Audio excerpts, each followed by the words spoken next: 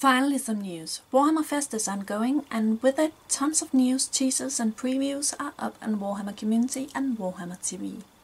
Next Saturday, 2 more kill teams and another kill zone will be available for pre-orders, and Games Workshop has promised even more info on this will come up tomorrow.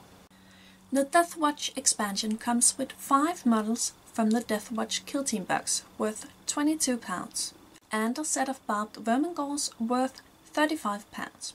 My guess is this will come with a £37.5 price tag or higher, since the value exceeds the value of the Adeptus Astartes and Orc boxes.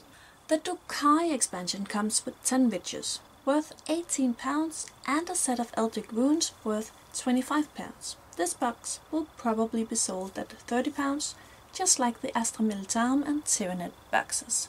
The Killzone Deathworld expansion comes with 1 set of each of the 3 types of terrain worth £80 in total, and of course a board and environment card, as well as tactics and missions.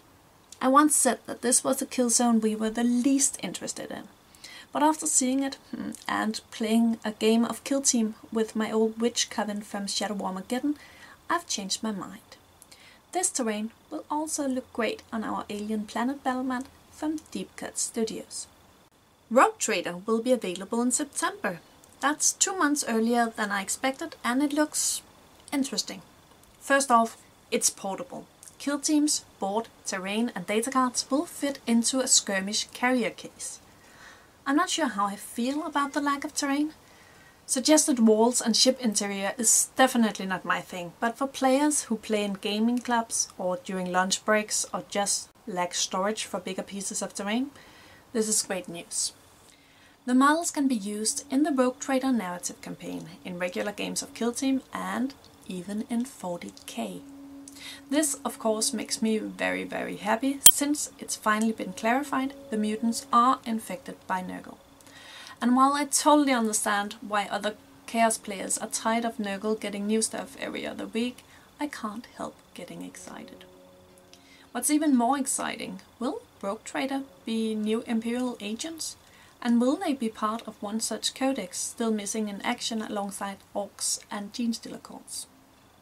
The Rogue Trader expansion includes 2 kill teams and 2 kill zones, the Imperial Shuttle, the True Hawk, and an Imperial Shrine. It may have a lot less terrain than the expansions we've seen so far, but from the look of it, we'll be getting 17 brand new Nurgle models and at least 14 Rogue Trader models. Oh wow!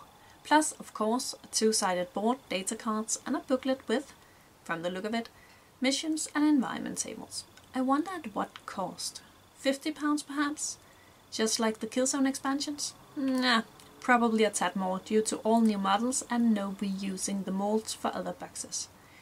But probably less than Assassinorum Execution Force and Escape from Goblin Town, both retailed at £75.